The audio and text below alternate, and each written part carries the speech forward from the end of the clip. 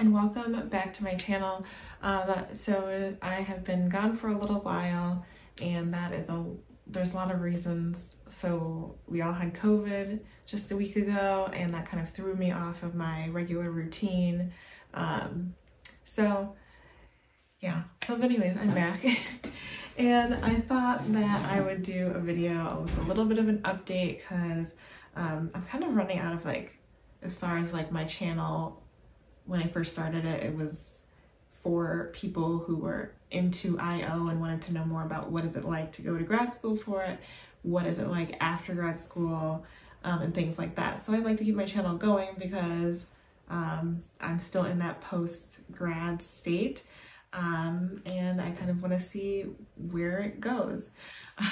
So a little bit of an update. So it has been May now, so it has been 5 months since I finished my doctorate in IO Psychology. And I've been thinking a lot about one of the meetings that I had with an IO psychologist. So just a little bit of a background. I applied for an IO psychology job maybe a couple months ago. I think it was back in February, actually, maybe March, I don't remember.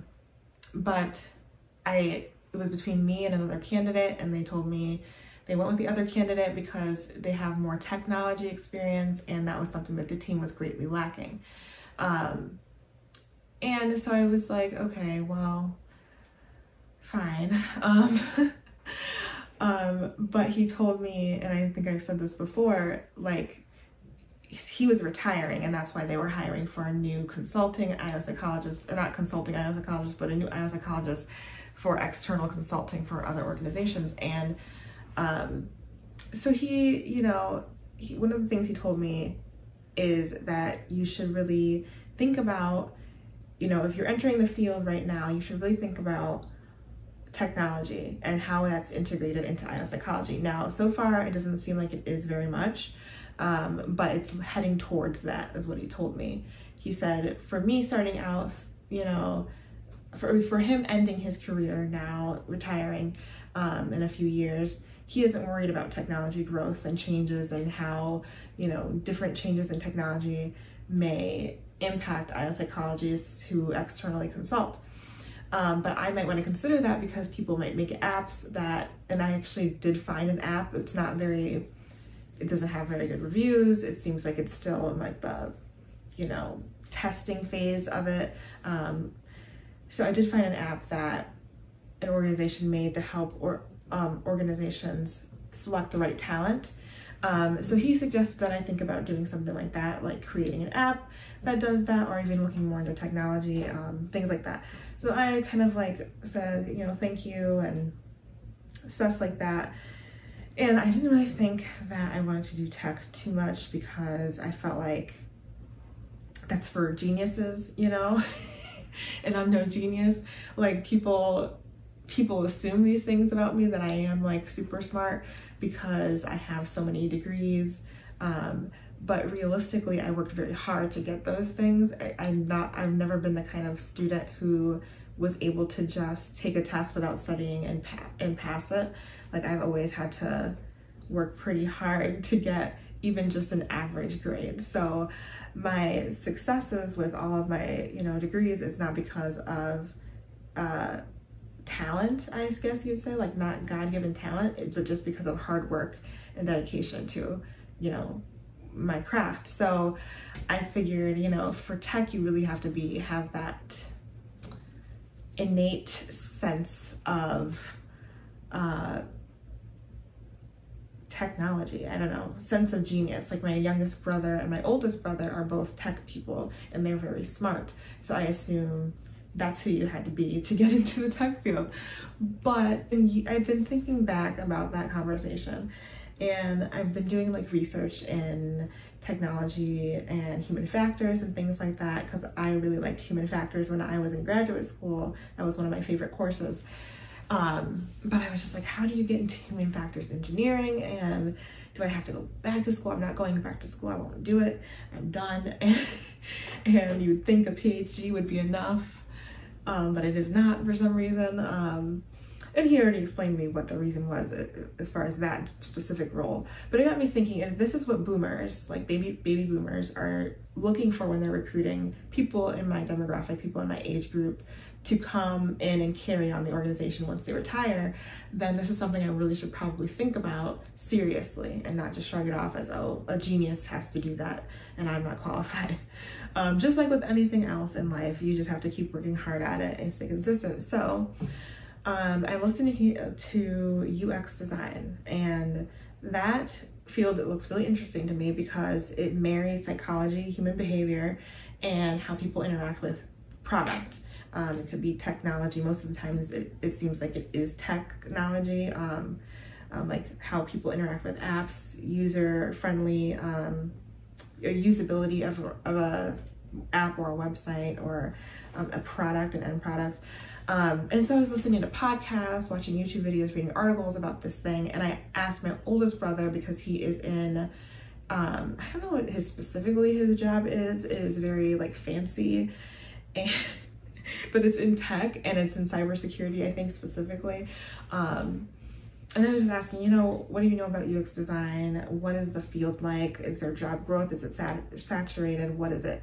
And so he told me that it's a very good field to get into. There's a lot of talent in it, but I probably have a competitive edge because a lot of people in design don't usually have a psychology background, especially not to the extent that I do.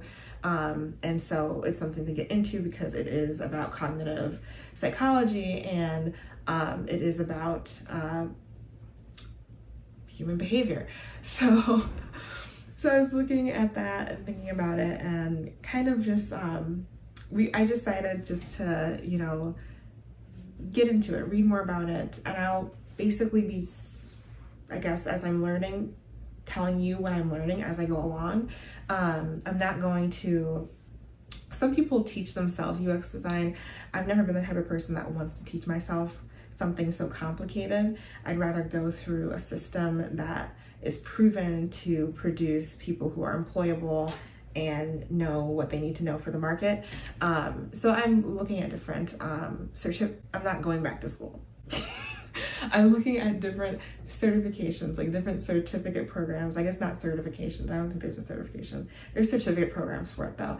Looking at different ones, looking at, you know, the pros and cons of them, and basically job growth, salary growth, what it's like, what are you doing, things like that. So yeah, that's what led me to this thing.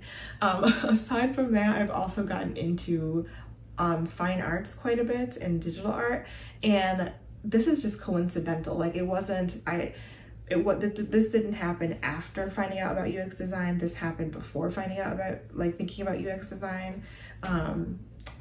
I got into color psychology and just looking at different things. One thing that you may have noticed about me is that I have to have a lot of mental stimulation, and so just doing a job like a 9 to 5 and coming home and not doing anything or cleaning the house and cooking is not my thing.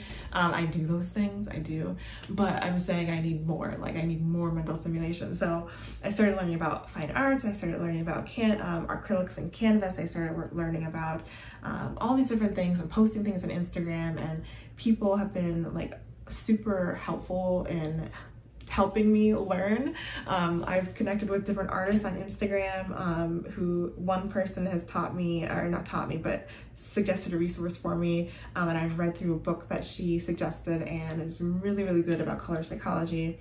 It's called Joyful, and it got me really into more. And I can show you my little art space that is completely disorganized and I need to clean this whole office, but I can show you that area too. But then I also learned about neurographica, and that is an art form that uses neurology or neuroscience to help people with anxiety, stress, and help them. Somebody was using it for his epilepsy, and it helps him a lot too. So that's kind of what this thing is. It's kind of like a play on neurographica. But anyways, I got into that. I'm like, this is so cool. And then coincidentally, I learned about UX, and it's so funny because I remember when I first graduated with my bachelor's and I applied for a job in UX design, I didn't know what it was at all. I thought maybe the job description wasn't well written, and maybe that's why I thought I was qualified. But after reading more about what UX design is and watching videos on it, I'm like, yeah, I was not qualified. I don't know why. Why I thought I was. So yeah, so anyways, well, I think I probably thought that I would be taught certain skills on the job, and so I would apply because I think it was actually maybe it might have been during my first master's degree that I applied, because I was probably thinking, oh, human factors, I kind of know that, and I could be taught anything else on the job. But no, that's you probably could learn this on the job, but organizations aren't going to hire you with no experience and no knowledge of UX design. At least that's what everybody's saying. When I started graduate school, for my degrees, I was thinking that I was going to do counseling part-time and really focus on IO as my full-time job. Right now it's flip-flopped, and that's just because of the job market for IO psychology. Everybody else is looking for work. I mean, not looking for work, but looking for employees. But for whatever reason, IO is not one of those things people are looking for, at least not in my not in my area. But anyways, this kind of points back to what I was talking about thinking of your niche in IO psychology, because it's such a broad field and you really need to think about what about IO psychology you want to get into. I would suggest doing that before going into a program, unlike me. I thought I would figure it out as I was in the program, and I never really figured it out. I knew things that I liked, but I didn't know how, I just didn't figure it out. And of course, they don't talk about UX design at least not in my IO programs. They didn't, and they should have, because it really is cool, and it has a lot to do with human factors, which was a course I took, a couple of courses that I took, and yeah, anyways, that's neither here nor there. But this goes back to finding a niche. I told people in another video, if you're interested in IO psychology, think about what exactly you're interested in within that field and find a program or a certification in that specific thing, because I don't recommend spending thousands of dollars on a degree if you want to be employed. Now, if you want to start your own business, that's different. But if you want to be employed somewhere, I think you should focus on like a specific field within IO and go for that degree or certification. So I'm doing things backwards, and that is just how it goes. So hopefully you learn from me, and I will continue to put out videos with little updates about my career and stuff like that. Oh, I wanted to show you my little art nook. All right, guys, so this is kind of what I've been up to in my free time, just having some fun with random things. Some of this is just like incomplete stuff, and some of it is complete. So this is not complete. I like it, but I am not done with it. It just seems like it's missing something. And then this is pretty cool. All of the layers and the depth of it I like, and so I'm probably gonna leave it alone. But like that one, I'm gonna keep doing stuff to. This one's done, that one's done, this one's not done.